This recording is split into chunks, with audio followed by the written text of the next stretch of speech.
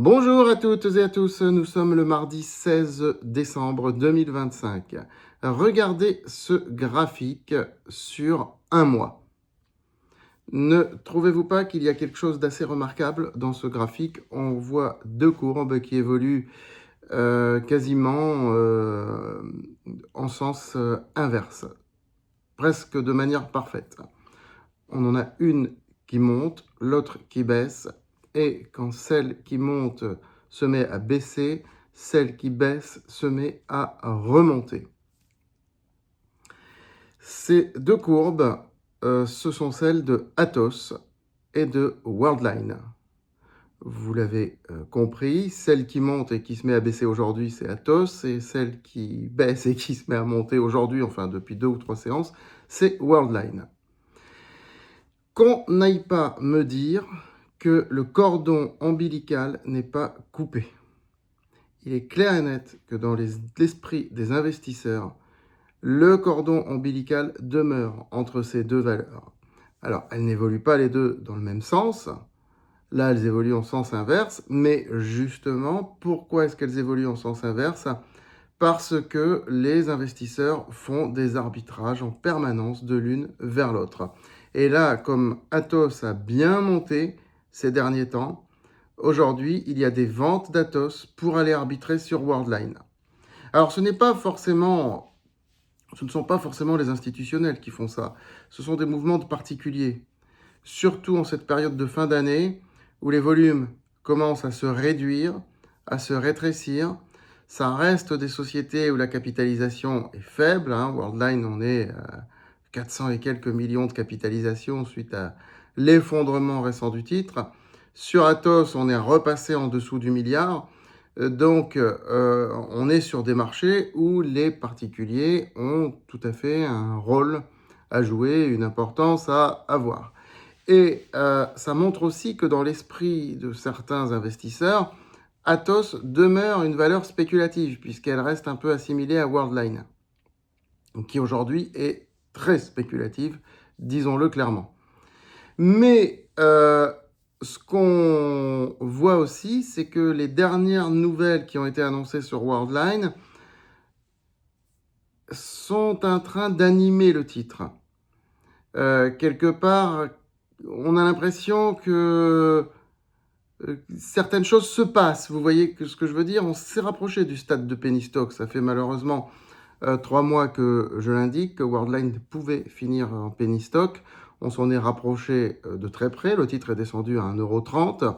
Actuellement, il est remonté. Là, il est à un peu plus d'1,60 € au moment où je vous parle. J'ai envoyé un mail sur Worldline ce matin à nos lecteurs et abonnés.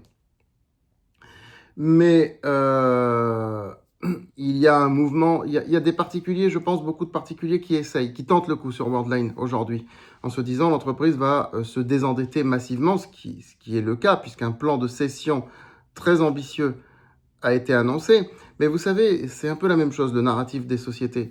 Lorsque une chose est annoncée, bon, ça rassure pas. Quand une deuxième chose est annoncée qui va dans le même sens, les gens commencent à regarder. Une troisième, là on ouvre vraiment le dossier. Une quatrième, on se dit, allez, on tente. Soit on vend quand ce sont des choses négatives, soit on achète quand ce sont des choses qui peuvent être positives. Et là, c'est vrai que sur le dernier mois, Worldline n'a cessé d'annoncer des cessions d'actifs à venir. 400 millions par-ci, 500 millions par-là. Donc finalement, le marché commence à se dire, Worldline va réussir à se désendetter. En plus, il y a la fameuse augmentation de capital qui est prévue à 2,71 € par action.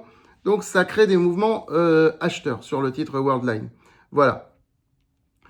Nos lecteurs et abonnés sur France Bourse ont reçu un mail là-dessus ce matin avec des consignes très précises, des recommandations très claires, en fonction de leur profil, etc.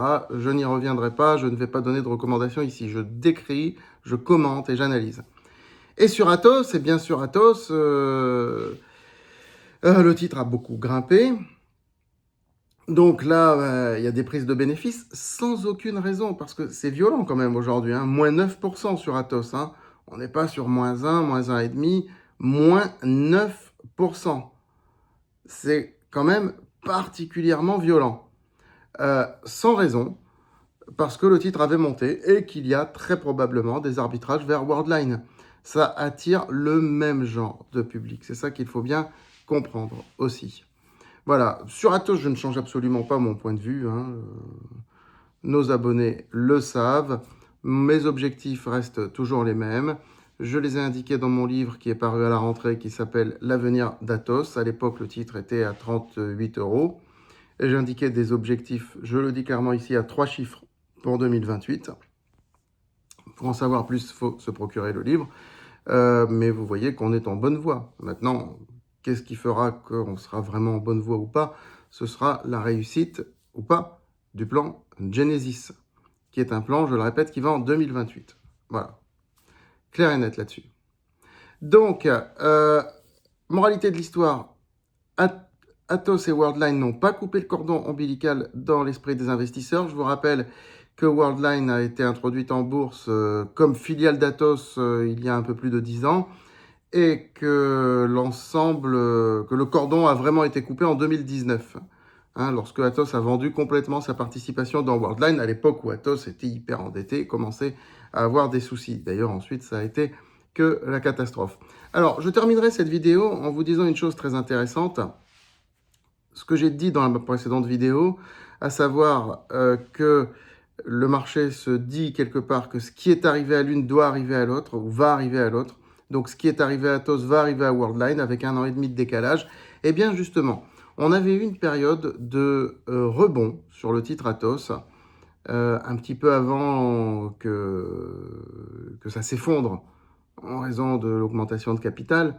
On avait eu une période de rebond où le titre s'était un petit peu maintenu en suspension, on va dire.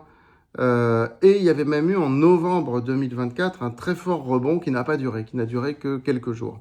Donc, moi, ce que je dis, c'est que vu que les parcours se suivent et se ressemblent à un peu plus d'1 an d'intervalle, et que l'histoire se répète, et que les investisseurs réalisent comme ça, comme deux sociétés qui n'ont pas coupé le cordon, en tous les cas, eux ne l'ont pas coupé dans leur tête, eh bien, il n'est pas impossible que Worldline subisse un petit peu le même sort que Atos au niveau de son titre, à savoir qu'il y ait à un moment donné un rebond fort, que le titre se maintienne un peu en suspension, avant un effondrement dû à l'augmentation de capital.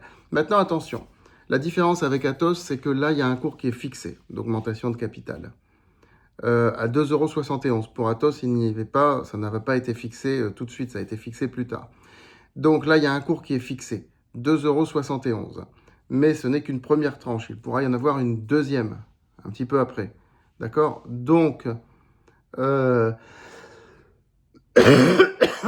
faisons attention à ça et observons ça de près, bien entendu.